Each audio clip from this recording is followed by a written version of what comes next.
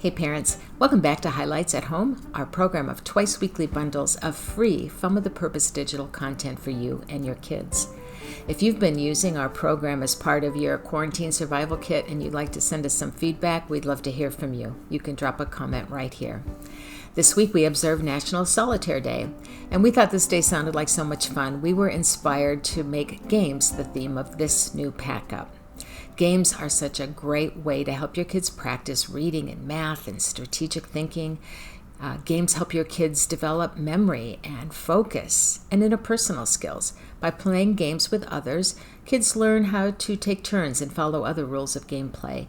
They learn how to be a good sport, how to be a good loser, how to be a gracious winner. There's so much learning of all kinds embedded in the simple act of playing games together. It's an easy, wonderful thing to do with your children. But it's also a good idea to sometimes urge your kids to entertain themselves. So we've included some suggestions in this pack-up for solo activities, things your kids can do without quite so much involvement from you.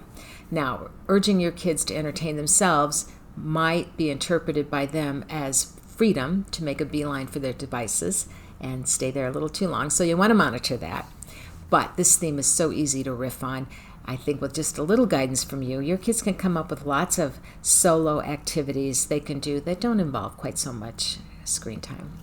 For example, you might put out the art supplies, cardboard, markers, crayons, paint, and urge your kids to come up with their own board game that the family could all play together later. Older kids might enjoy coming up with a family trivia game, taking the facts they know about each family member and creating questions. This is game prep that has to be done alone, so the family members don't see the questions and answers ahead of time. Sounds like a fun night of family trivia ahead for you.